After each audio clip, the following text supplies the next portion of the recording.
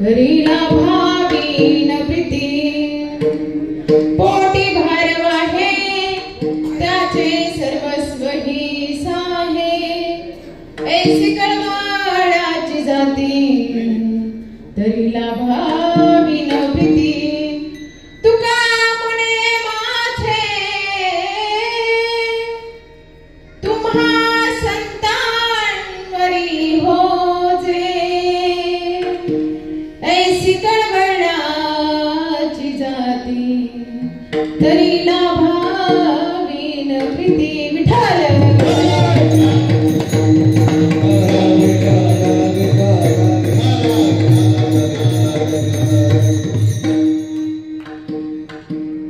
वक्रतुंड महाकाय सूर्यकोटी समप्रभा निर्विघ्नं करो मे देव सर्वकार्येषु सर्वदा सर्वमंगलमांगल्ये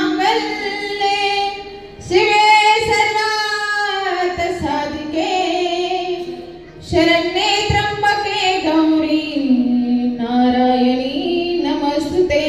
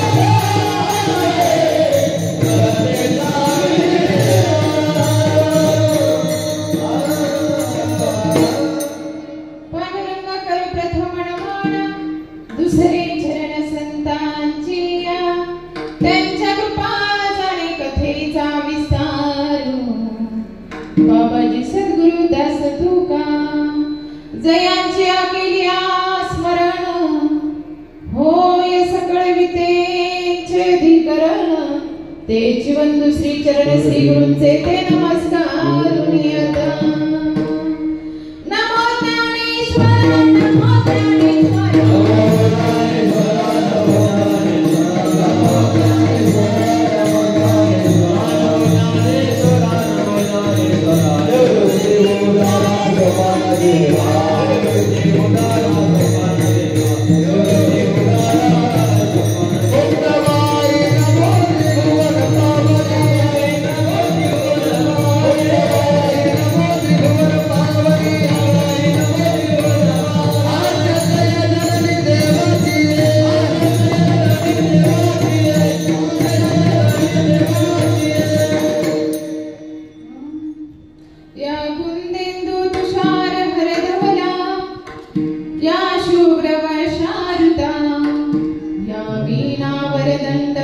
करा या श्वेत पद्मासना या ब्रह्माच्युत शंकर प्रभुतिभिः देवही सदा वंदिता सामां पातु सरस्वती भगवती निशेष जाड्या पहा। कीर्तन सेवेसाठी सुरुवात करण्या अगोदर आदरणीय असणारे परमपूज्य वासुदेव नंदगिरी गुरु मोहनगिरी बोरपी बाबाजी तसेच तुम्ही संत मायबापांच्या चरणी नतमस्तक होते। मस्तक हे पायावरी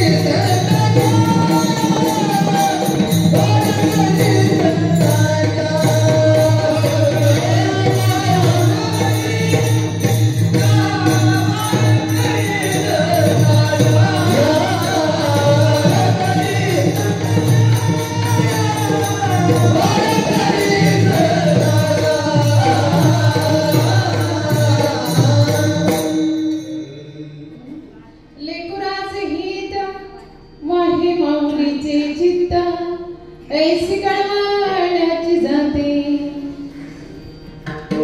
तरीला भावीन प्रीती किंवा करीला भावीन प्रीती.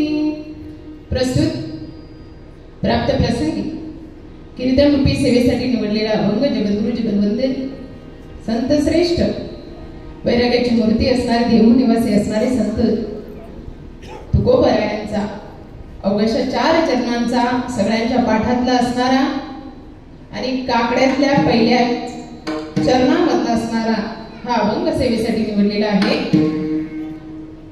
प्रस्तुत अभंगातून जगद्गुरु तुकोबरायांना संतांची महती सांगताना संतांची तुलना कोणाबरोबर करावं तर करत असताना जगद्गुरु तुकोबराया असं व्यक्तिमत्व निवडतात की त्याची तुलना संतांशी होऊ शकते.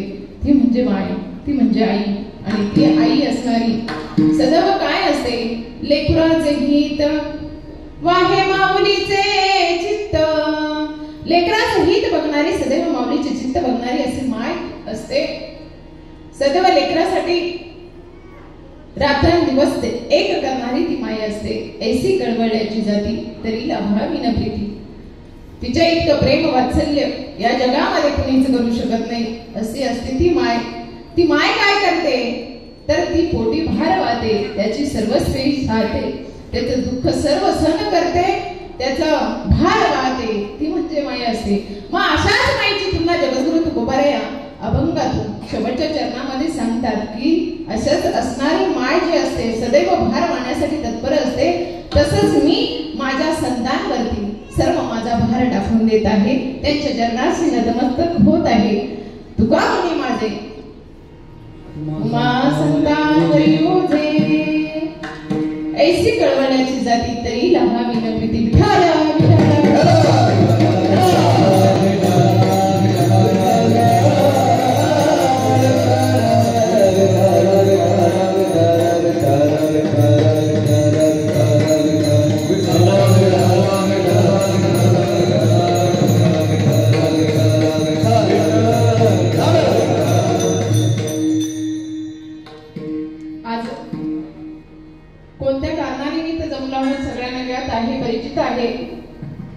तरी वक्त्याचे अर्धे कर्तव्य या नाथाने मी सांगत आहे.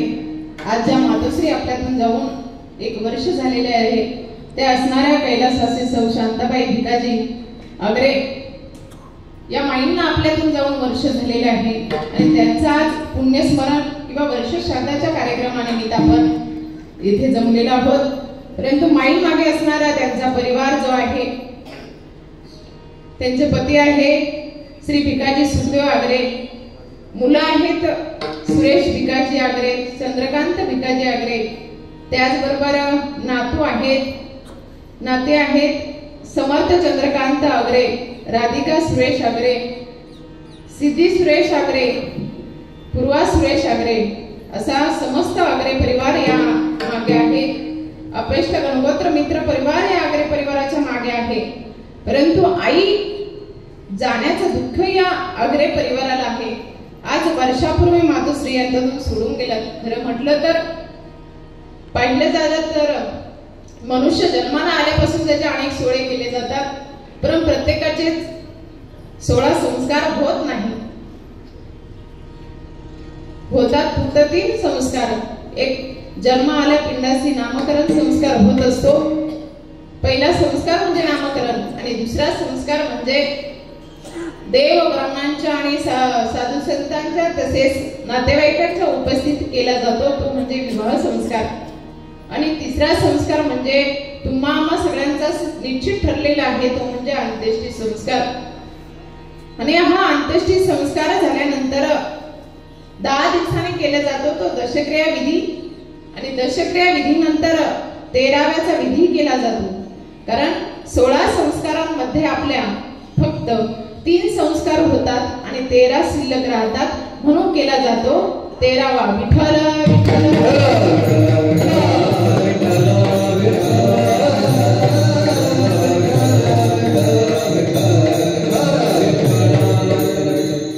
13व्याच्या विधीनंतर आपण दर महिन्याला 13व्याच्या दिवशी आपण 13 जण जीव घालतात ना इकडं.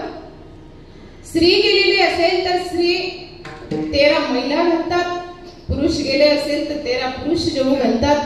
याचं कारणही सांगून जाईल. कारण महिन्याचे वर्षाचे महिने किती असतात? बोलत नाही की इकडे माझी भाषा समजते ना, मी आपल्याच भागातली, त्याच्यामुळे तुम्हाला नक्कीच समजत असेल. बघा, वर्षाचे महिने असतात 12, पण आपण 13 माणसं जीव घालतो. कारण याचं कारण आहे, 13 माणसं का जीव घालतो तर यदा कदाचित अधिक मास त्याच्यात ऍड झाला तर त्या महिन्यामध्ये त्या पितृला उपाशी राहता कामा नये, म्हणून जेव घालतात तर 13 माणसं. विठ्ठल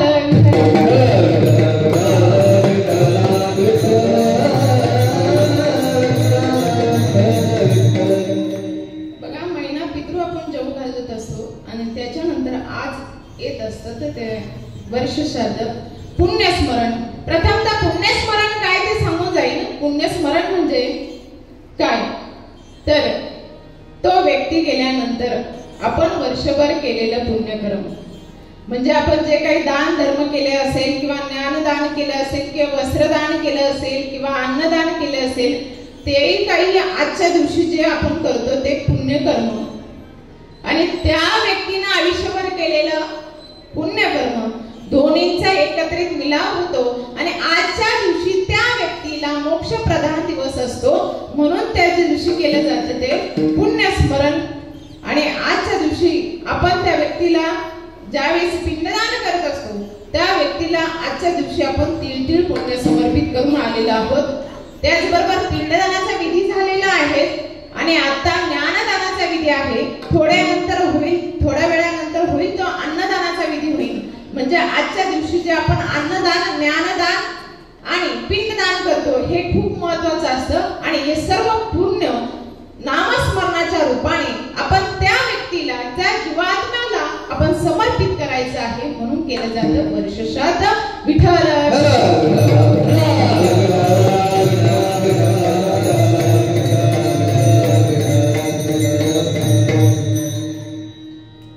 अभंग सेवेसाठी घेतलेलं आहे. कारण आपण उशिरा कीर्तन चालू झालं, मी वेळेत आलेली, तुम्ही सर्व लेट आलेले आहात. आम्हाला वाटलं आम्हीच लेट जातोय की काय, परंतु आता एवढ्या लांबून यायचं तर लेट जाणार की काय, पण आम्ही वेळेत हजर झालो. कारण आमचा ड्रायव्हर मात्र फास्ट होता. आम्ही वेळेत हजर झालो, तुम्ही लेट आलात. परंतु आपण जरी उशिरा कीर्तन सुरू केलेलं असेल, आपण 1 तास कीर्तनाची सेवा करूया आणि तेच पुण्य आपण त्या आई साहेबांना समर्पित करूया. सर्वांगाचे कान करून सर्वांनी एक चित्ताने बसायचं आहे. आज अभंग सेवेसाठी घेतलेला आहे. जे वैराग्याची मूर्ती आहे, देहू निवासी आहे, ज्यांनी अखंड आपला देह जगाच्या कल्याणासाठी जिजवला, असे असणारे संत कोण? महिलांना कोण? आवाज नाही आला मला. कोण आहे? तुकाराम महाराज. कारण काहींच्या तोंडातून नावच आलं नाही तुकाराम महाराज. कारण तुकाराम महाराजांचं नाव घेतलं का काय होतं? तुकाराम तुकाराम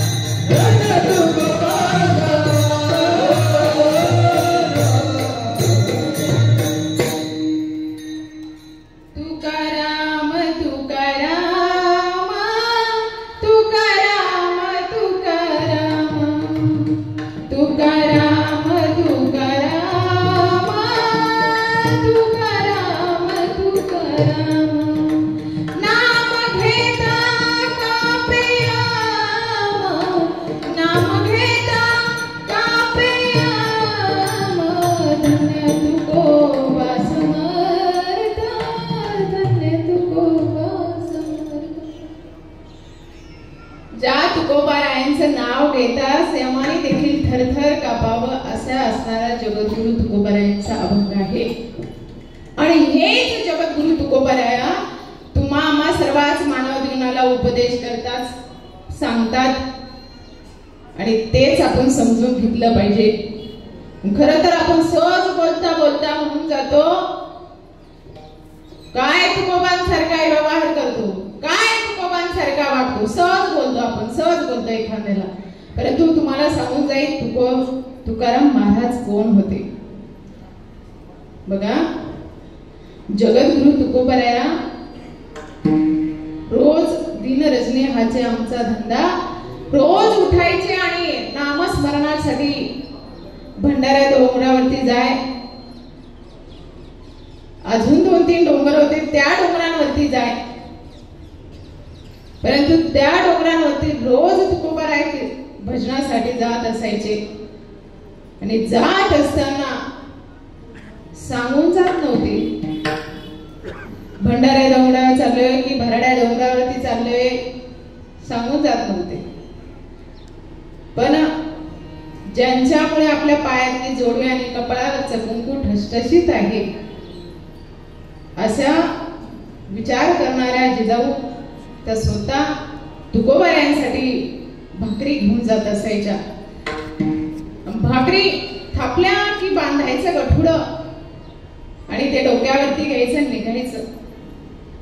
ऊन असो पाऊस असो भाकरी मात्र घेऊन जायच्या आणि घेऊन गेल्यानंतर बघा एक डोंगर चढला की परत उतरायचं परत दुसरा डोंगर चढायचं आणि खाली यायचं। तेव्हा पुढे तुकोबाराया भेटायचे आणि एक दिवस जिजाऊ भाकरी घेऊन गेलेले आहे आणि तुकोबारायांपुढे त्या भाकरी सोडलेल्या आहे। तुकोबारायांनी हातातला विना खाली ठेवला ते भाकरी सोडली आणि खाण्यास सुरुवात केली। समोर बघितलं तर जिजाऊच्या डोळ्यात अश्रू होते। अश्रू बघून तुकोबाराया म्हटले अगं तुला यायला त्रास होत असेल तर हा तुकोबाराया भाकरी खाणार नाही। काय म्हटले तुला यायला जर त्रास होत असेल तर तुकोबा भाकरी खाणार नाही। तिने सांगितलं मला येण्याचा त्रास होत नाही फक्त एवढं सांगत जा की कोणत्या डोंगरावर जात आहे। मला कधी कधी 2-2 डोंगर उतरून चढून यावं लागतं तेव्हा तुम्ही सापडता। त्यावर तुकोबारायाने सांगितलं तुला त्रास होतोय ना मग येत जाऊ नको। पण जिजाऊ म्हणले असं थोडी आहे तुम्हाला उपाशी ठेवून माझा परमार्थ किंवा तुमचा परमार्थ सक्सेस नाही। त्यावेळीच तुकोबाराया सांगितलं की आम्ही कोणत्या डोंगरावर जातो हे आम्हालाही भान राहत नाही। मी कोणत्या डोंगरावर जाणार आहे हेही मला माहित नाही राहत। पण आवली म्हटली एक शब्द तरी सांगत जा। जिजाऊ म्हटले एक शब्द तरी सांगत जा। त्यावेळीच तुकोबाराया म्हटले मी एवढं सांगू शकत नाही आम्हाला आमच्याच देवाचं भान राहत नाही। माझी मज झाली अनागर माझ्या अशतया नामाचा घेतला सुंदया नामाचा घेतला चंदया नामाचा घेतला माझी मज झाली अनागर माझ्या चंदया नामाचा घेतला चंदया नामाचा घेतला Yeah.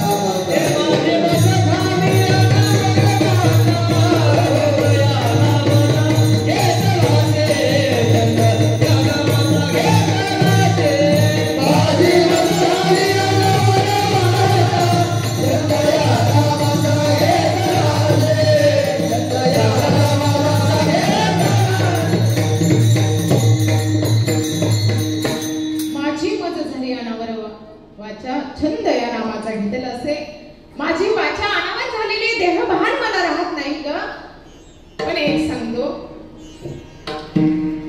एक सांगेल की तुला येताना त्रास होतो ना, मग एक काम कर, इंद्रायणीच्या पल्ल्यात आली की त्या डोंगरांकडे तिने वाटा जातात, त्या प्रत्येक वाटेला कान लाव. जी कान लावल्यानंतर जी वाट विठ्ठल विठ्ठल म्हणत असेल त्या वाटेने दूर ये, त्या वाटेने जिजाऊ गालात हसल्या. परंतु पतीच्या शब्दावरती विश्वास ठेवून जिजाऊने तेच केलं. दुसऱ्या दिवशी घरी आल्या. घरी आल्यानंतर भाकरी भरल्या आणि टोपला घेऊन निघणार तर तेवढ्यात इंद्रायणीच्या पल्ल्याड आलेल्या आहेत. पतीने सांगितलेल्या शब्दांचं स्मरण झालेलं आहे. स्मरण झाल्यानंतर जिजाऊने भराड्या डोंगराच्या कान लावले, तिथे आवाज आला नाही. पुढे गेल्या, भंडाऱ्या डोंगराच्या वाटेला कान लागले आणि कान लावल्यानंतर अक्षरशः खरंच आवाज आला, विठ्ठल विठ्ठला विठ्ठल विठ्ठला विठ्ठल विठ्ठल विठ्ठल विठ्ठल विठ्ठल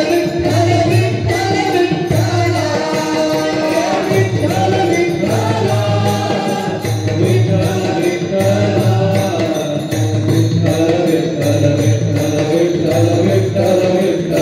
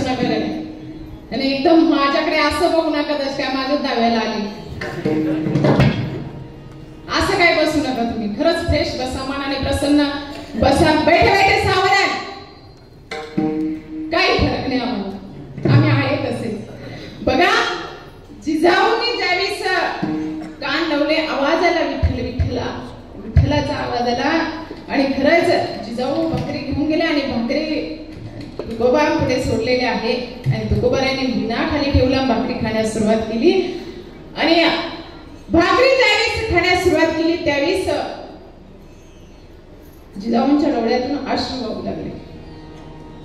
का अश्रू वाहू लागले? तर तुकोबाराने विचारलं, अगं आता तर तू कान लावले ना, ऐकलं आणि इकडे आली, तुला जाण्या येण्याचा त्रास एवढा झाला नाही का रडते? तुला त्रास होत असेल तर या भाकर मी खाणार नाही बरं का जिजाऊ. आणि त्यावेळेस जिजाऊंनी म्हणावं, भाकर खाण्यावरून मी रडत नाही, तर रडते याच्यासाठी तुम्ही जो शब्द दिला होता त्या वाटेला मी कान लावला आणि कान लावल्यानंतर विठ्ठल विठ्ठल आवाज आला. एवढी निष्ठावंत भक्ती तुम्ही करता का? मग जगद्गुरु तुकोबारायांनी सांगितलं, अगं आपला शेवट कधी होईल हे माहित नाही, त्याच्यासाठी आपला शेवट काय झाला पाहिजे? गोड झाला पाहिजे. शेवट हा माझा बहुगोड झाला. शेवट बहुगोड करायचा असेल, चांगला करायचा असेल तर त्या भगवंताची भक्ती आपण निष्ठावंताने केली पाहिजे, निष्ठेने केली पाहिजे.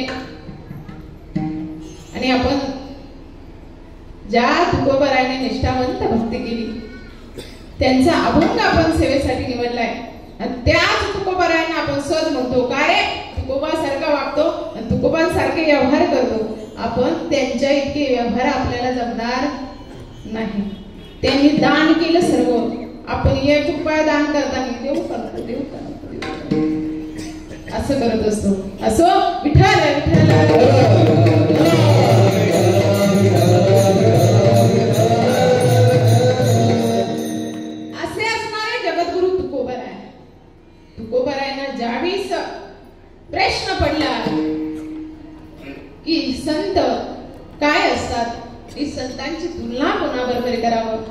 तर संतांची तुलना कोणाबरोबर करावं? जगद्गुरु तुकोबारांना एकच व्यक्तिमत्व सापडलं, ते म्हणजे अभंगाचं प्रथम चरण. लेकुराचे हित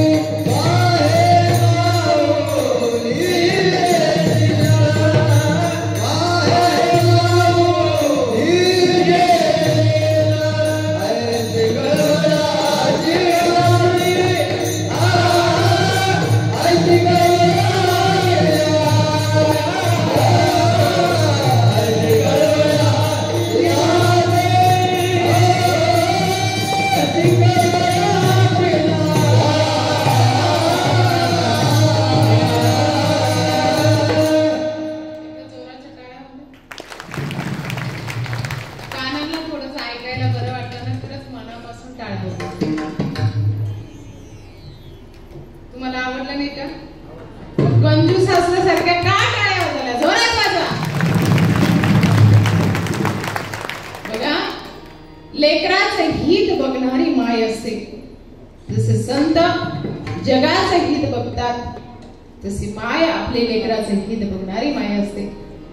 लेकराचं हित बघत असते, लेकराचं कल्याण बघत असते. परंतु ही माय जेव्हा लेकराचं हित बघत असते ना, हे श्रेष्ठत्व माय याच्याही मध्ये एक माईला खूप श्रेष्ठत्व आपण दिलं, खूप श्रेष्ठत्व दिलं. त्या म्हणजे राष्ट्रमाता राजमाता जिजाऊ. राष्ट्रमाता राजमाता जिजाऊने ज्यावेळेस शिवनेरी किल्ल्यावरती आहे, किल्ल्यावरती असताना दिवस गेलेले आहे आणि दिवस गेल्यानंतर माय काय असते सांगू जाईल. दिवस गेल्यानंतर प्रत्येकाला वाटतं काहीतरी चांगलं चांगलं खावं. बायांना वाटतं की नाही? वाटतं की नाही? त्याचप्रमाणे प्रत्येकाला वाटतं. परंतु बघा, राष्ट्रमाता जिजाऊंना ज्यावेळेस विचारण्यात आलं की आईसाहेब तुम्हाला काय खाऊशी वाटतं, त्यावेळेस जिजाऊंनी म्हणावं मला खाऊशी वाटतं ते म्हणजे मेनातली तलवार काढावी,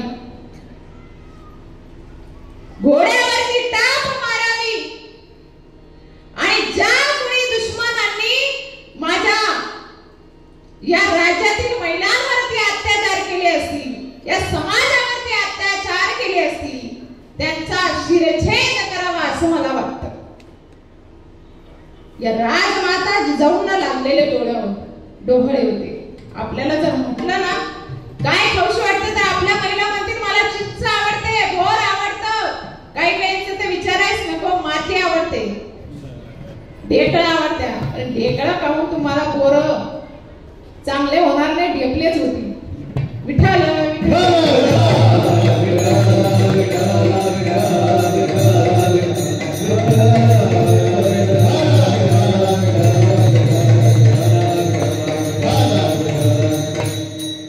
म्हणून राष्ट्रमाता जिजाऊने त्यांचे डोळे असे होते ना, म्हणून पुत्र असा जन्माला आला की त्यांनी स्वराज्य घडवलं. स्वराज्य या स्वराज्यासाठी त्याने आपला अखंड जीवन घातलं. परंतु आईचे संस्कार त्यासाठी खूप महत्वाचे असतात. आणि याच छत्रपती शिवाजी महाराजांनी आई साहेबांना वचन दिलं आणि तेच वचन पूर्णत्वाला नेलं. दिले वचन महासाहेबा वचन पूर्ण करी हो. माझा राजा हो शुभ राजा हो बसला घोड्यावरी.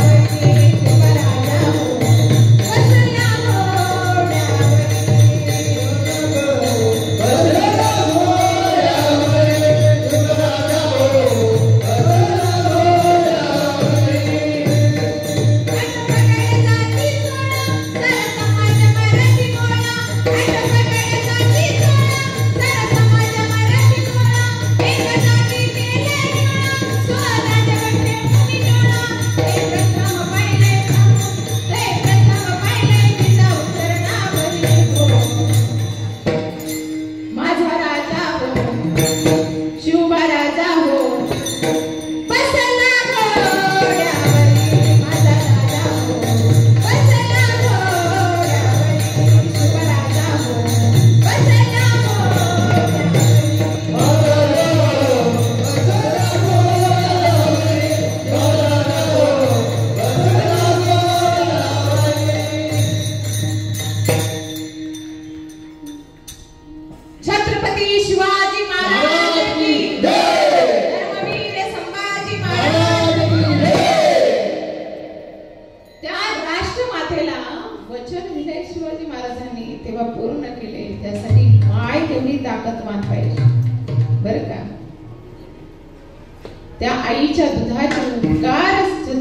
शिवाजी महाराजांनी फेडलेले आहे. परंतु ऐका, या समाजामध्ये अजून अशा कित्येक माता होऊन गेल्या की त्यांनी आपल्या लेकरांना घडविलं. कारण आई जी असते ना, सदैव आपल्या लेकराचं हित बघणारी माय असते. कारण हित बघते, कारण या आईचं कर्तृत्व एवढं मोठं आहे. त्याच्यासाठी आपण समुद्राची सही केली, नेहरू पर्वताची लेखणी केली. साक्षात सरस्वती माता जरी लिहायला बसली तरी आईचं उपकार फेडले जाणार नाही आणि तिचं ऋणही व्यक्त होणार नाही. तर माझ्यासारख्या पामराकडून काय व्यक्त होणार आहे? परंतु आई जीवनामध्ये इतकं मोठं स्थान आहे, सांगून जाईल तुम्हाला. आईचे उपकार एवढे मोठे आहे, एवढे मोठे उपकार आहे. आईनं आपल्यावरती अनेक उपकार केले, परंतु थोडेसे उपकार तुमच्या पुढे सांगून जाईल. आईनं उपकार केला तो पहिला उपकार म्हणजे ह्या भूतलावर येण्या अगोदर आपल्याला तिनं तिच्या गर्भात राहण्याची जागा दिली.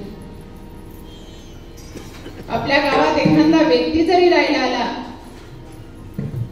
बदली होऊन तो व्यक्ती इथे राहायला आला तरी त्याला रूम भाड्याने भेटत नसली, तर एखाद्या व्यक्तीने रूम बघून दिली, त्याला राहण्यासाठी चांगलं घर बघून दिलं आणि काही दिवसांनी तो जर चांगला उद्यावा लागला आणि त्याचं घरदार व्यवस्थित झालं तर तो सहज म्हणून जातो, या गावात प्रथमतः मी आलो तर दादानी मला रूम बघून दिली, माझं व्यवस्थित इथे करून दिलं, तर त्याचे उपकार आपण मानतो.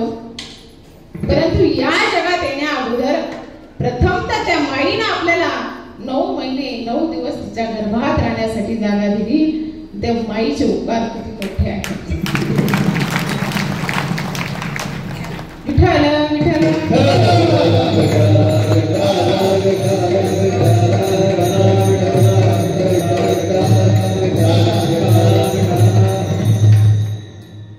दुसरा म्हणजे त्या माईने आपल्याला रक्तदान केलं. रक्तदान असं केलं आपल्याला. बघा, माणसांच्या रक्तांचे गट आहेत, ए बी, बी आणि ओ. परंतु ए ला ए चं रक्त चालतं, बी ला बी चं रक्त चालतं, ए बी ला ए बी चं रक्त चालतं, ओ चं रक्त सगळ्यांना चालतं. पण ज्यावेळेस आईच्या गर्भामध्ये आपण असतो ना, त्यावेळेस बघा, त्या आईच्या गर्भामध्ये असल्यानंतर आईचा रक्तगट वेगळा असतो, मुलाचा रक्तगट वेगळा असतो. तरी आईचं रक्त मुलाला चालतं याचा शोध अजूनही शास्त्रज्ञांना लागला नाही.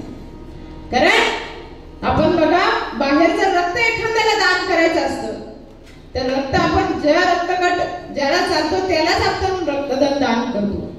पण आईचे उपकार एवढे मोठे, आपला रक्त गट वेगळा असला आणि तिचा वेगळा असला तरी ती आपल्याला तिचं थेंब रक्त आपल्याला ती जगवण्यासाठी दान करते. तिचा दुसरा उपकार म्हणजे तिने आपल्याला केलेले आहे ते रक्तदान केलेले आहे.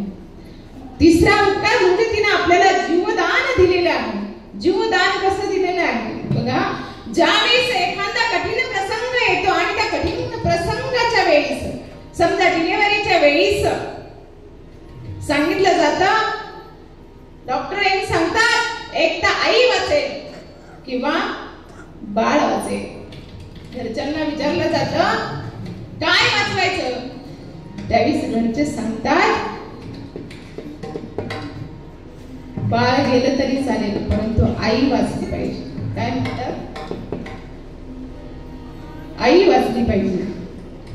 परंतु त्याच वेळेस त्या आईला विचारलं जातं की काय निर्णय घ्यायचा, त्यावेळेस ती आई सांगत असते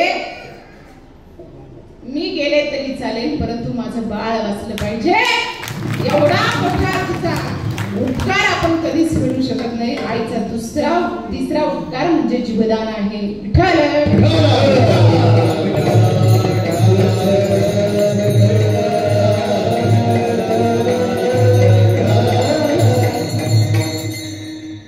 त्या आईचे उपकार एवढे मोठे आहेत. एका जंगलामध्ये आमचा स्वप्नील दादासारखेच एक वादक बसलेले होते. ज्यावेळेस पखवाज वाजवत होते आणि पखवाज वाजवत असताना समोरून एक हरणीचं पाडस समोरून आलं आणि त्या रोज येऊन ते पखवाज ऐकायचं.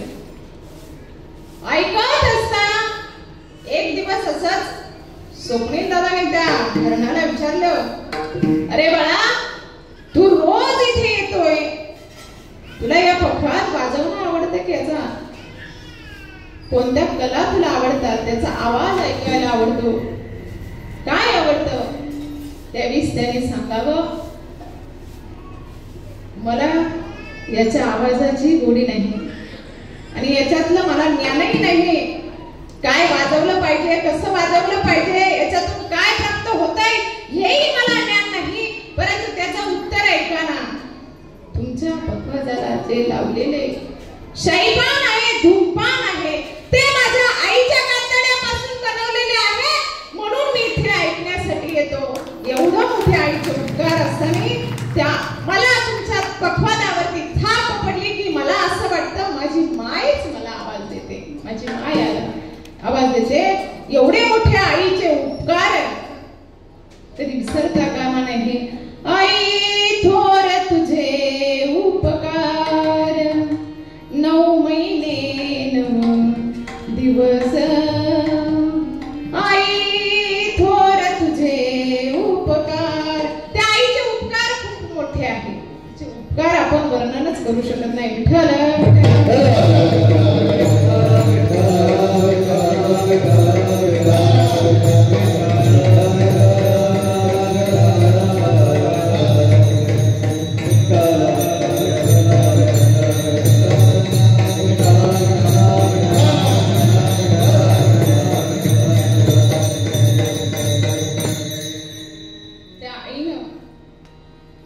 आपल्याला जीवदान दिलं, रक्तदान दिलं, विशेष म्हणजे श्वास दान दिला. श्वास याच्यासाठी दान दिला बघा. ज्यावेळेस आईच्या गर्भामध्ये आपण असतो, गर्भात असताना आपल्याला कुठून श्वास येतो, काय येतो, ज्यावेळेस सोनोग्राफी केली जाते त्यावेळेस डॉक्टरांना विचारलं जातं बाळ व्यवस्थित आहे का, त्यावेळेस डॉक्टर सांगतात तुमचं बाळ एकदम व्यवस्थित आहे, त्याला कुठल्याही प्रकारची अडचण नाही, सुदृढ आहे, तंदुरुस्त आहे आणि त्याचे ठोकेही व्यवस्थित पडतात, ठोके व्यवस्थित पडतात. मग त्यावेळेस बाळ गर्भात असताना श्वास घेतं कुठून? डॉक्टरांना विचारून बाळ नाकावाटे श्वास घेतं का? नाही, बाळ नाकावाटे श्वास घेत नाही. तर ज्यावेळेस महिना डिलिव्हरी होते, त्या डिलिव्हरी झाल्यानंतर त्या बाळाचं आणि आईचं जोडलेलं एक कनेक्शन असतं, त्याला काय म्हणतात? नाळ म्हणतात. आणि तो नाळ जेव्हा कापला जातो, ज्यावेळेस ते बाळ रडलं जातं, कारण रडतं केव्हा ते बाळ, त्याला नाही रडलं तर त्याला मारलं जातं, थोपटलं जातं, त्याच्या तोंडातून श्वास घेण्यासाठी तोंड मोकळं केलं जातं. पण बाळ रडल्यानंतरच नाळ कापला जातो. याचं कारण काय आहे माहितीये? ज्यावेळेस बाळ रडतं त्यावेळेस श्वास घेण्याची क्रिया चालू होते. बाळाचं फुफ्फुस हे चिटकलेलं असतं आणि ज्यावेळेस श्वास घेतं त्यावेळेस ते फुफ्फुस ओपन होतं आणि त्यावेळेस श्वास घेणे आणि बाहेर सोडण्याची क्रिया चालू होते. इनकमिंग आउटगोइंग चालू होते आणि त्यानंतरच नाळ कापला जातो. ज्यावेळेस बाळ रडतं त्यावेळेस नाळ कापला जातो. नसं संबंधित एक सांगू, आमचे महाराज MSB मध्ये कामाला म्हणून सांगते, MSB ची लाईट आल्याशिवाय जनरेटरची लाईट कट करायची नाही. म्हणजे बाळाने श्वास घेतल्यानंतरच आईच्या गर्भातून आलेला तो नाळ कापला जातो. म्हणजे आईच्या गर्भात असताना आई तिचा अर्धा श्वास त्या बाळाला देत असते. हा चौथा उपकार खूप मोठा आहे. विठ्ठल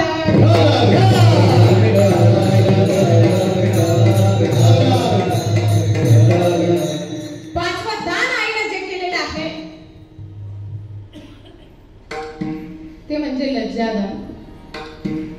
तुमच्या पुढे माफी मागून बोलेल, कारण आईसारखं ती आपली लज्जा इतर कुठेही उघडी करत नाही. परंतु आपल्या लेकराला जर भूक लागली ना, भूक लागली, 4 चौघात असू द्या, 100 माणसं बसलेले असू द्या, किती माणसं बसलेले असू द्या, ते बाळ रडायला लागल्यावरती पटकन पदरे टाकणार आणि आपल्या बाळाला स्तनपान करणार. त्या बाळासाठी तिने दान केलेलं आहे ते लज्जादान. ते लज्जादान कुठे बाजारात विकत भेटत नाही, की कुठेही विकत भेटत नाही. एवढं मोठं दान आईने केलेलं आहे. ते म्हणजे 5 किती उपकार आई म्हणे आपल्यासाठी खूप मोठे केलेले आहे. कारण आईचे उपकारच एवढे मोठे आहे, कधी आपण वर्णनच करू शकत नाही. परंतु बघा, ज्यावेळेस ती आई जर सोडून गेली ना, मग तिची खूप आठवण येते, खूप आठवण येते. ती इतकी आठवण येते तर आपण आईला हाक मारली, कुणी हाक मारली तरी आईची आपल्याला आठवण येते. कुणी आई शब्द उच्चारला तरी आपल्याला आठवण येते. कारण तिचं प्रेम वात्सल्यच एवढं मोठं आहे, ते वर्णन करता येणार नाही. तिच्या इतकी कळवळण्याची जाते दुसरं कोणीही नाही. म्हणून जगद्गुरु तुकोबराय अभंगाच्या दुसऱ्या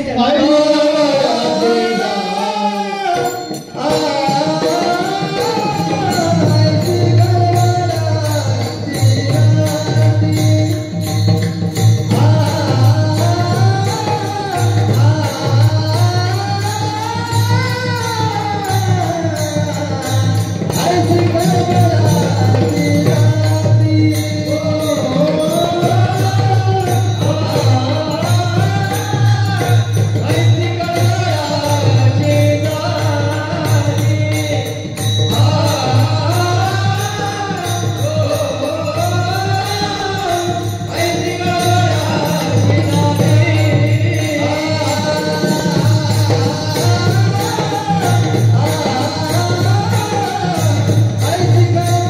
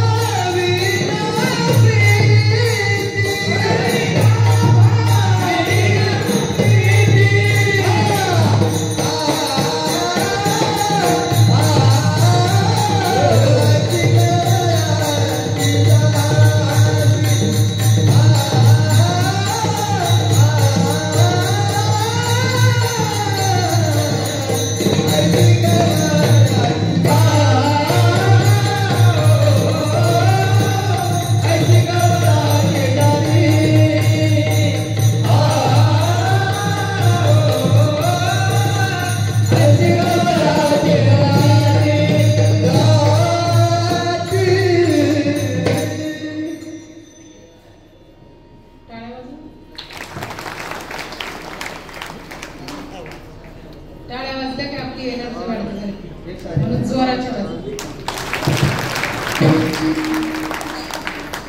विठाल विठाल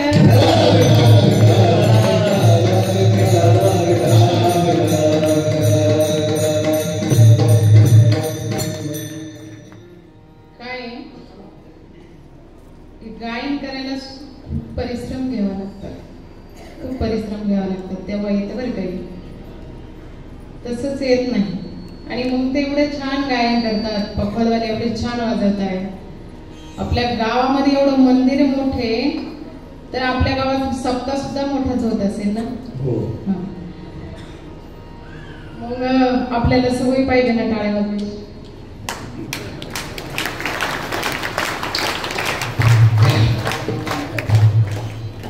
आमचे बाबाजी सांगतात, हरी कीर्तनामध्ये जर टाळी वाजवली नाही, हरी कीर्तनात टाळी वाजवली नाही, टोल नाक्यावर टाळी वाजवायला लागेल. जोरात वाजवा टाळी.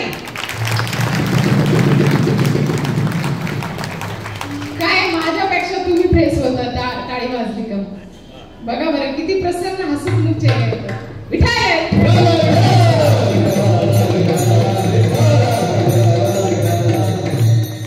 बघा, ऐसी कळवळ्याची जाती तरी लांबून नव्हती.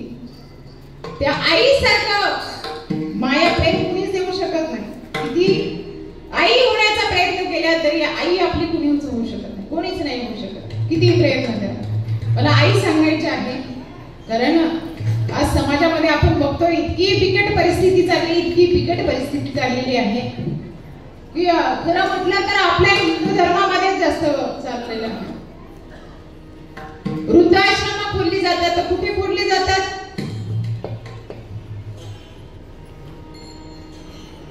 या भारत देशात. दुसऱ्या देशामध्ये वृद्धाश्रम नाहीये. आणि त्या वृद्धाश्रमामध्ये संख्या जास्त कोणाची माहिती? आपल्याच लोकांची. बायांना सावध व्हा, पोरांना वेळेत संस्कार लावा बर का. दादांनो, बाबांनो, काकांनो, तुम्हाला सांगूच आहे, वेळेत मुलांकडे लक्ष द्या. कारण वृद्धाश्रमांची संख्या आपल्या भारत देशामध्ये जास्त आहे. आणि त्यातल्या त्यात त्याच्यामध्ये हिंदू धर्माचेच लोक जास्त आहेत. मी अजूनपर्यंत कुठं माझ्या वाचनात नाही आलं की मुस्लिमांसाठी वृद्धाश्रम आहे, त्यांची वृद्धाश्रम आहे, असं नाही. आपलीच जास्त आहे. त्याच्यामुळे समजून जाईल की वृद्धाश्रम आपल्या ज्याच्यामध्ये जास्त आहे. परंतु विषय आपला आहे, ऐसी कळवळ्याची जाती तरी लाभावी न प्रीती.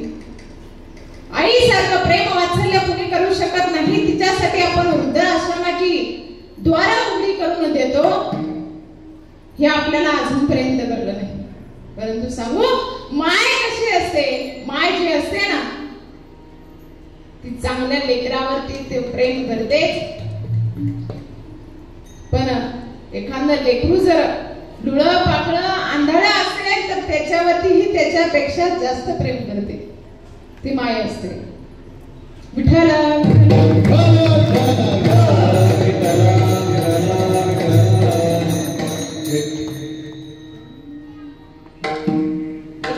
माय निरोप दिलेली आहे. या जगाचा निरोप घेतलेला आहे तिनं.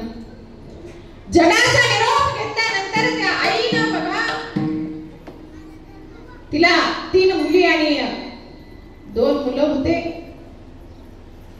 एक मुलगा चांगला होता आणि एक मुलगा मतिमंद होता. आई ज्यावेळेस गेली, दशक्रिया विधीचा वेळ आलेली आहे. तुम्ही एक चित्ताने ऐकलं तर तुम्हाला समजेल आई काय असते. दशक्रिया विधीचा वेळ आहे.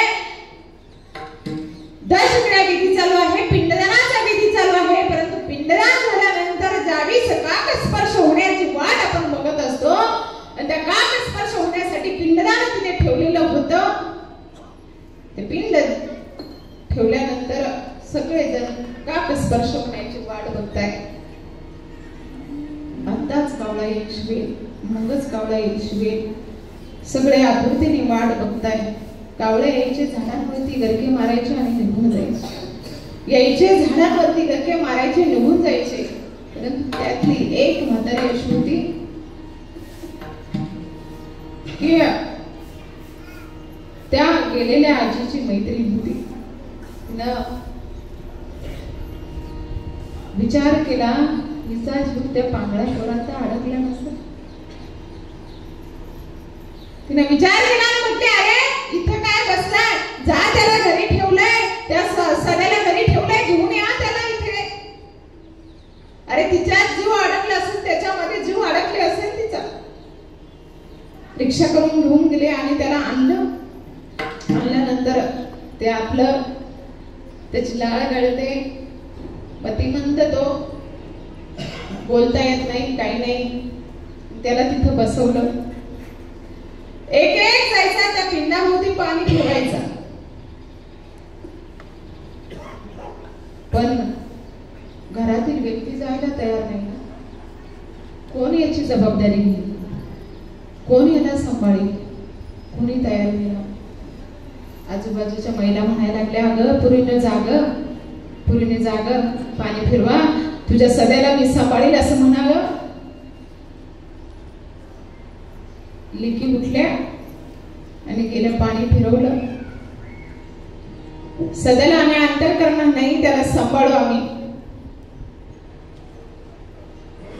परंतु तिथे जाऊनही कावळा पिंडाला शिवला नाही. मग गेलेल्या आजीचा मालक गेला आणि म्हणाला, मी आहे तोपर्यंत सदैला अंतर देणार नाही, मी आहे तोपर्यंत सदैला अंतर देणार नाही. तरीही पिंडाला कावळा शिवला नाही. त्यानंतर सून उठली आणि गेली त्या आईची, मी आहे तोपर्यंत दिल्याला सांभाळीला अंतर देणार नाही. तरीही पिंडाला कावळा शिवला नाही. आणि मग आता करायचं तरी काय. परंतु एक म्हातारी अशी होती, ती त्या गंगूची मैत्रीण होती. गेलेल्या आजीचं नाव गंगू होतं आणि तिला म्हणाली, अगं गंगे, मी तुझ्या सध्याला कधीच अंतर देणार नाही ग. काय पाहिजे तुझ्या सध्याला? आंघोळ घालावं लागेल ना, त्याचं आवरावं लागेल ना, त्याला बाथरूमला न्यावं लागेल ना, त्याला सांभाळेल. आणि तीच म्हातारी त्या सध्याच्या डोक्यावरून हात ज्यावेळेस फिरवला ना, हात ज्यावेळेस फिरवला, त्या सध्याला वाटलं माझी आई आली म्हणून त्याने कवटाळली त्या आजीला. आणि त्या कवटाळलेल्या आजीला कवटाळल्यानंतर त्या आजीनं म्हणावं, मी तुझ्या लेकराला सांभाळी, तुझ्या लेकराला सांभाळी. काय पाहिजे, जोपर्यंत माझा जीव आहे ना का तुझ्या सदैला सांभाळेल. त्याला आंघोळ घालायची ना, आंघोळ घाले. त्याला जेवू घालायचं ना, जेवू घालेल. तो जेवल्याशिवाय मी जेवणार नाही, त्याला आंघोळ घातल्याशिवाय मी आंघोळ करणार नाही. त्याची सगळे कामं झाल्याशिवाय मी माझी स्वतःची काही कामं करणार नाही. आणि त्यावेळी असं म्हटल्यानंतर त्या सदैने त्या म्हातारीला मिठी मारावी आणि आई म्हणावा. आई म्हटल्यानंतर, आई स्वर निघाल्यानंतर सगळा समाज बघून रडू लागलाय, रडू लागलाय. आई स्वर त्या सदैने अशी मिठी मारली. अगं आई 10 दिवस कुठे होती, त्याला कळलंच नाही ही माझी आई का दुसऱ्याची आई. फक्त मला प्रेमाने जवळ घेतलंय ना, तीच माझी आई. त्याला वाटलं मला 10 दिवस कुणी आंघोळ घातली नाही का आई. त्याचे भाव त्याचे व्यक्त होत होते. 10 दिवस मला कुणी स्वीचं जेवायला दिलं नाहीस का आई. कुठे गेली होतीस तू आई, कुठे गेली होतीस. इतकी वेदना त्याचा भाव व्यक्त होत होता. आणि म्हातारीने कबूल केल्याबरोबर ज्यावेळेस मायेचा हात त्या लेकराच्या पाठीवरून फिरला ना, त्यावेळेस एक कावळा असा फिरत फिरत आला आणि त्या पिंडाला स्पर्श केला, पिंडाला स्पर्श केला. आई खूप मोठी आहे, आईचे उपकार इतके मोठे आहे ना, पण कधीच विसरू शकत नाही. मग ह्या आई गेली की आठवण येते, कशाला गेली आई तू स्वर्गाला, कशाला गेली आई तू स्वर्गाला, कोण वाढवेल तुझ्या बाळाला, कशाला गेली आई स्वर्गाला कोण वाढवी तुझ्या या बाळाला.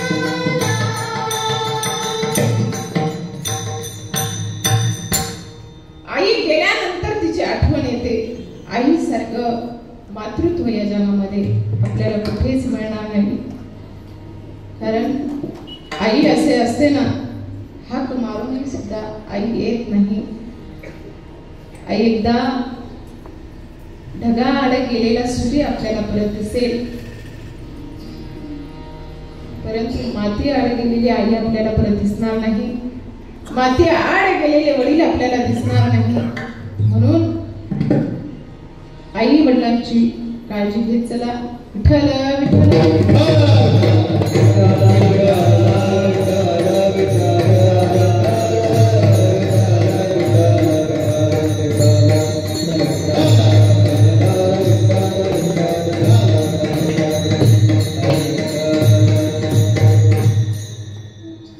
आई ज्यावेळेस अशी असते 9 महिने 9 दिवस पोटी बाहेर वाहते,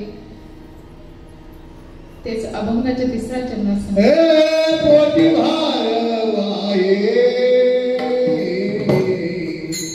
पोटी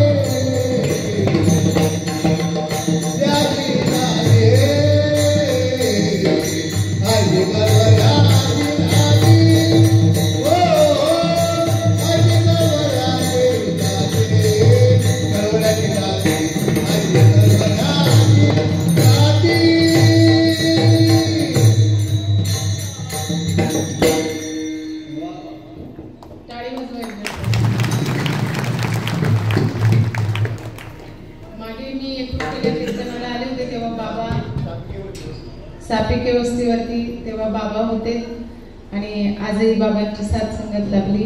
जोरदार टाळ्या होत्या. बघा, ज्या माऊलीची गिनती संत तुकोबाराया संतांशी करतात, कारण संतांनीही तेवढा आपल्यासाठी त्रास सहन केलेला आहे. किती त्रास संत, एक दृष्टांत सांगून आपण कीर्तनाला विराम देणार आहोत. किती त्रास संतांनी सहन केलाय बघा ना. ज्यांना माऊलीची उपाधी भेटली, परंतु त्याआधी त्रास किती संत सहन केला. ज्यावेळेस ज्ञानोबराया भिक्षुक मागायला जायचे, स्वतःसाठी जात नव्हते. मोठा दादा निवृत्ती दादाला भूक लागली तरी जात नव्हती. सोपान दादाला भूक लागली तरी जात नव्हते. पण ज्यावेळेस छोट्याशा ताईला भूक लागली तेव्हा भिक्षुकी करायला जावं आणि गावात गेल्यानंतर भिक्षुकी मागावी.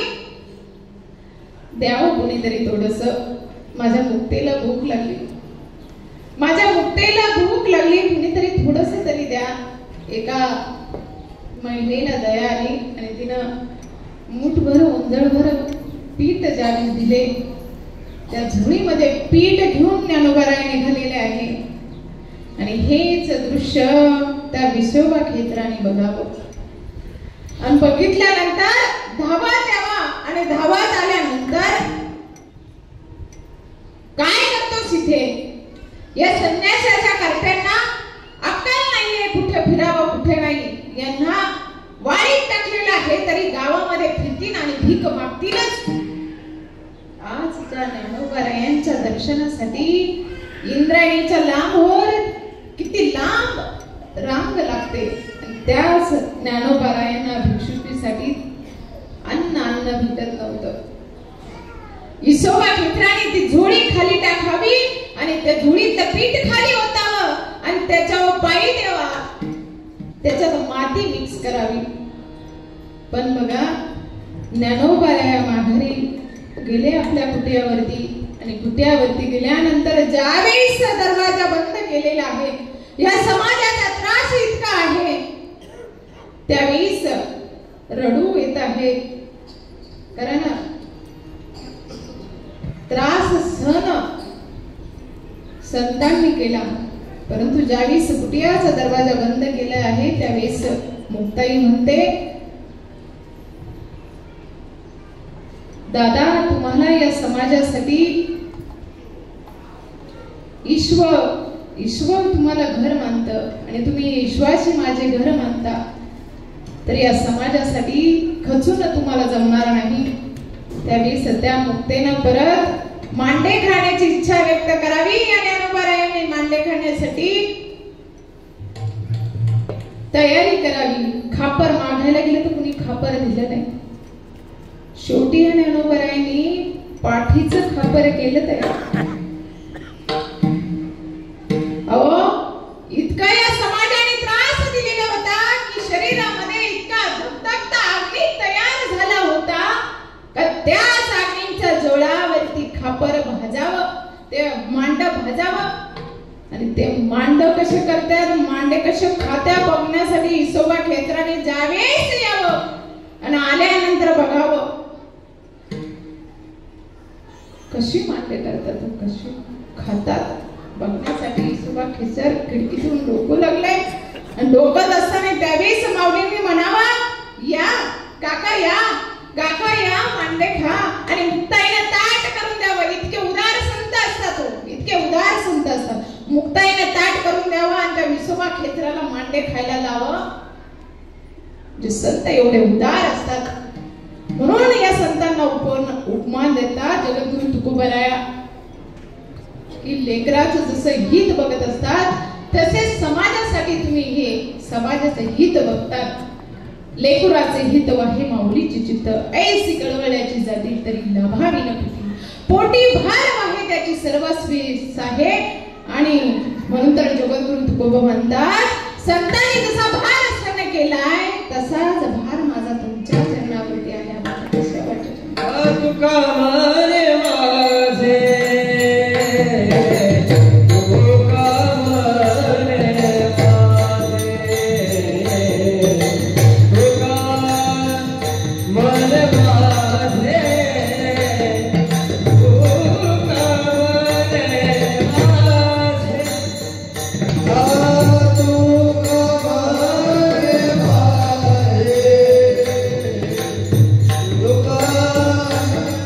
Yeah.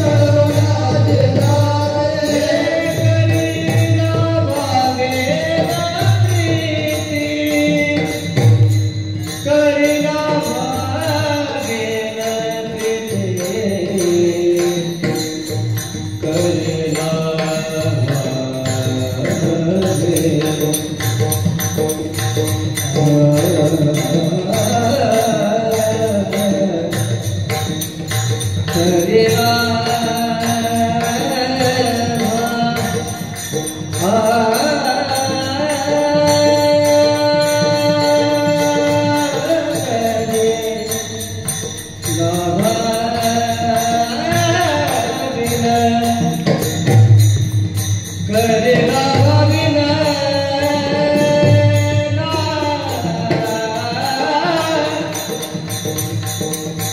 हे करीना भाविना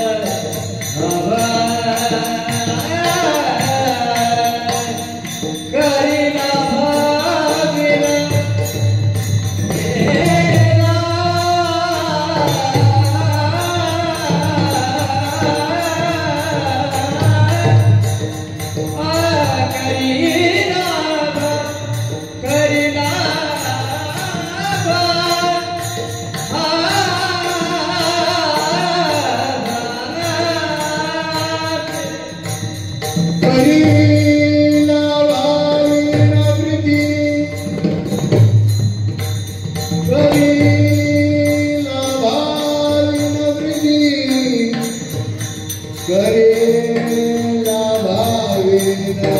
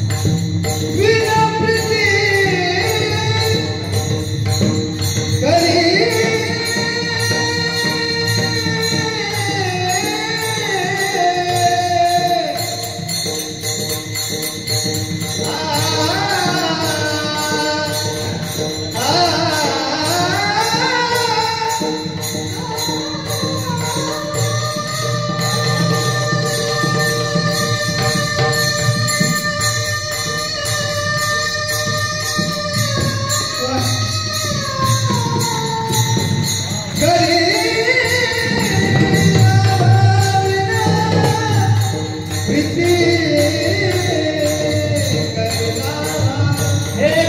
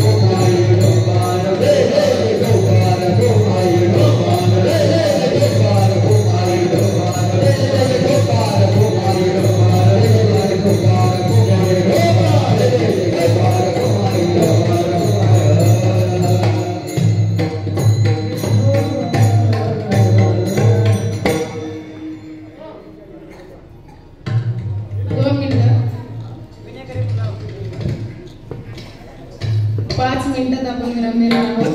तत्पुरती थोडस बोलून जाईल. दादा 5 मिनिटं शांत बसा, मग आपण करू सगळा कार्यक्रम. थोडीशी माहिती देऊन जाईल. लासलगाव येथे आदरणीय असणारे परमपूज्य वासुदेव नंदगिरी बहुरूपी बाबा, बऱ्याच जणांना माहित असेल, नसेल तर मी सांगते. आदरणीय असणारे परमपूज्य वासुदेव नंदगिरी बहुरूपी बाबा यांचं लासलगाव येथे जय जनार्दन अनाथ विद्यार्थी वृद्ध आश्रम तसेच गोशाळा आहे. या आश्रमामध्ये आजही 80-90 मुलं शिक्षण घेत आहे. 20 वृद्ध आहेत. मुलं कुठल्या पद्धतीने येतील, कोणत्या पद्धतीने अनाथ होतील हे सांगता येणार नाही. परंतु खंत याची वाटते की वृद्धाश्रम, मगाशी मी तुम्हाला सांगून गेली की अनेक ठिकाणी वृद्धाश्रम खोलली जातात आणि हे वृद्धाश्रम खोलली जाऊ नये, परंतु ही परिस्थिती एवढी बिकट आहे की त्या वृद्धाश्रम खोललीच जातात. आज आमच्या आश्रमामध्ये एक वृद्ध म्हणता 20 वृद्ध होऊन गेले. अनेक वृद्धांच्या अंत्यविधी आपण केल्या. शेवटी कुणीही बघायला आलं नाही किंवा बघण्यासाठी कुणीही आलं नाही. एकतर 4 मुलं असून एक बापाला सांभाळू शकत नाही, खंत वाटते. 6 मुली असून मुलं असून सुद्धा आईला सांभाळू शकत नाही, खंत वाटते. ही प्रत्यक्ष आणि सत्य घडलेली आणि माझ्या जवळ घडलेली घटना आहे. 4 मुलं असून सुद्धा बाबांना शेवटपर्यंत घ्यायला आले नाही. बाबांचा अंत्यविधी आश्रमातील माझ्या या लेकरांनी केला. त्याचबरोबर 3 मुली होते. एका आजीला मुलगा होता, मुलाला शिकवलं, मोठं केलं, पण मुलाला मुख्याध्यापक झाला, शिक्षक झाला, परंतु आईला बघायला आला नाही. आई वाट बघत राहिली पण मुलगा बघायला आला नाही. ही परिस्थिती समाजामध्ये लांब नाही तर आपल्या जवळ आहे. ही खूप बिकट परिस्थिती आहे की तुम्हाला वाटत असेल आमच्यासाठी वृद्धाश्रमाचे दरवाजे उघडे नाही. ही वेळ लांब नाही, कारण ते संस्कार आपण दिले पाहिजे. लेकरा बाळांना आपण आतापासून आई काय आहे, वडील काय आहे, धर्म संस्कार काय आहे, धर्माबद्दलचं आतापासूनच आपण शिकवलं पाहिजे. लेकरांना धर्म संस्कार आपण शिकवले पाहिजे. या धर्माबद्दल जनजागृती आपण शिकवली पाहिजे. कारण अनेक ठिकाणी लव जिहादचे प्रकरण घडतात. या लव जिहादच्या प्रकरणामध्ये मुलींना फसवलं जातं आणि त्या मुलींना आमिष दाखवून त्यांना लव जिहादला बळी पाडलं जातं. वेळेत आपण सावध होत नाही. नंतर मग 36 तुकडे झाल्यानंतर किंवा आपण कुठेतरी मृतदेह सापडल्यानंतर आपण सावध होतो, मेणबत्त्या पेटवतो, मोर्चे काढतो. या मोर्चांचा काही एक उपयोग होत नाही. वेळेत आपण सावध झालं पाहिजे की आपल्या शेजारी आजूबाजूला कुठे जर अशा घटना आपल्याला लक्षात येत असतील तर त्या आपण त्वरित त्यांना घरच्यांना कळवलं पाहिजे. आपण बऱ्याच वेळा म्हणतो अरे त्याच्या घरच्यांना सांगितलेलं आपलं पटणार नाही, आणि पटणार नाही याचं कारणही मी सांगते की घरच्यांना पटत नाही. शेजारच्याने जर काही सांगितलं तर पटत नाही, परंतु काही गोष्टींना आपण वेळेत सावध झालं पाहिजे. या धर्मासाठी सावध झालं पाहिजे. आजही आपल्या संस्थेमध्ये मुलं आहेत, मुली आहेत, वृद्ध आहेत आणि त्याचबरोबर भाकड सांभाळतो आपण. या जवळजवळ 81 भाकडगाई आहेत. आता मागे सतत 10-12 दिवस पाऊस चालू होता. याच्यामध्ये जवळजवळ 10-15 गायी आपल्या गेल्यात. कारण ज्या गायी असतात त्या आपल्या सोडवलेल्या गायी असतात. ज्या कापण्यासाठी कसाईंना दिलेल्या गायी ज्या असतात त्या गायी आपल्याकडे बजरंग दलातर्फे किंवा त्यातर्फे आलेल्या असतात, पोलीस स्टेशन तर्फे आलेल्या असतात. किंवा एखादा शेतकरी असा असतो की जोपर्यंत गायीची आपल्याला गरज असते तोपर्यंत आपण गायी सांभाळतो आणि या वेळ गायीची गरज संपली की आपण गायी कुठेतरी सोडून देतो किंवा कापण्यासाठी देतो. परंतु मी तुम्हाला सांगून जाईल, जास्त वेळ घेणार नाही, वेळेत आपल्या संपलेला आहे, परंतु 2-5 मिनिटं मी तुमचे घेईल की जी गोमाता आपण हिंदू धर्माचं पावित्र्य मानतो, या हिंदू धर्माचं पवित्र आपण मानत असतो, कारण 33 कोटी देवांचं वास्तव्य आपण गोमातेमध्ये मानतो. आपल्या गावामध्ये जर दशक्रिया विधी असेल, पिंडाला कावळा शिवला नाही तर नैवेद्य आपण गाईला देतो. घरामध्ये सण उत्सव असेल तर नैवेद्य आपण गाईला देतो. त्या गाईला आपण कसायाच्या दावणीला बांधतो. आपले त्यावेळी 33 कोटी देव जाता कुठे, आपले धर्म संस्कार जाता कुठे, हा प्रश्न आपल्याला 1 सेकंदही पडत नसेल. पण जो उद्या येतोय बैल पोळा, तो बैल सुद्धा आपण निकामी झाल्यानंतर आपण कसायाच्या दावणीला बांधत असतो. आमच्याकडे लहान लहान गोरे येतात, त्यांना आईचं दूध पाजलेलं नसतं, गाईचं दूध पाजलेलं नसतं, बिचारे मरून जातात.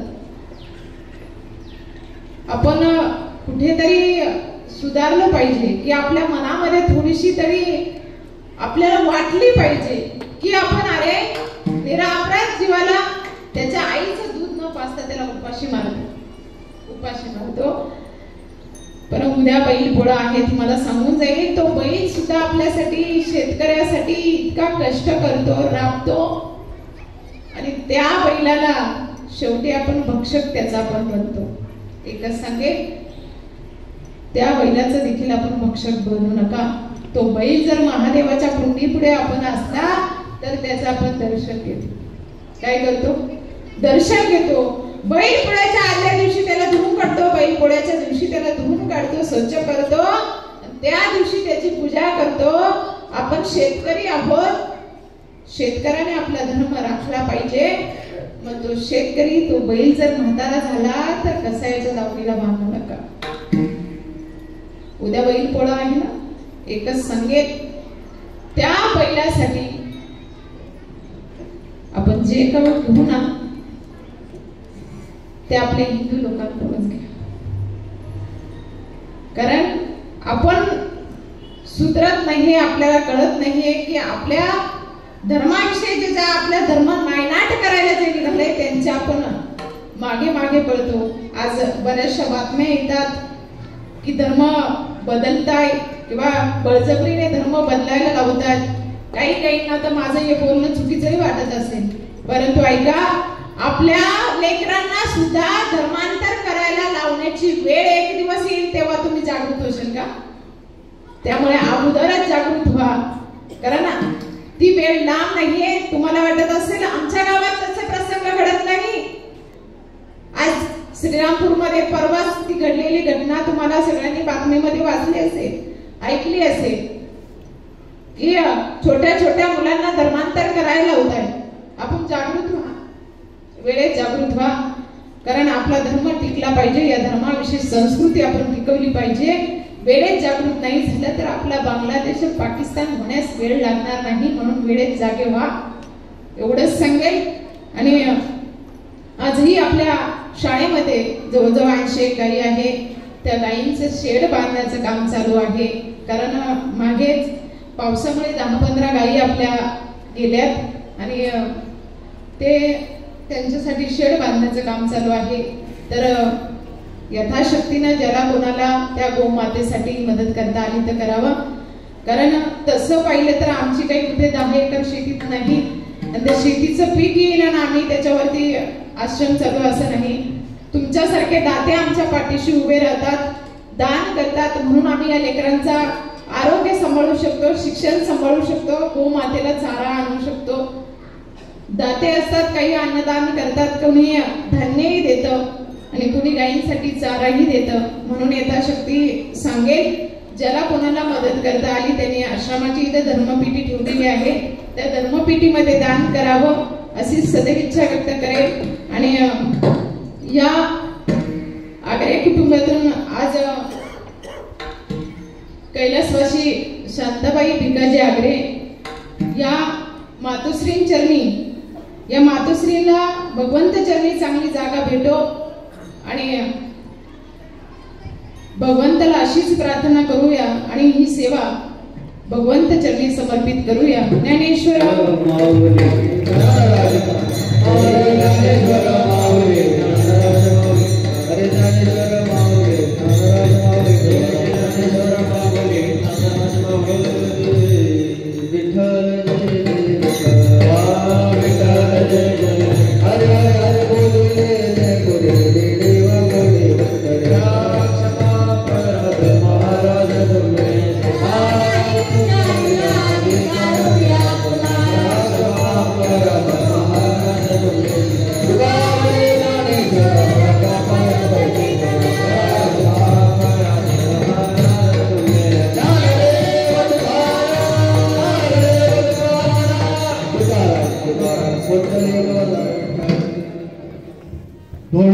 उठू नका.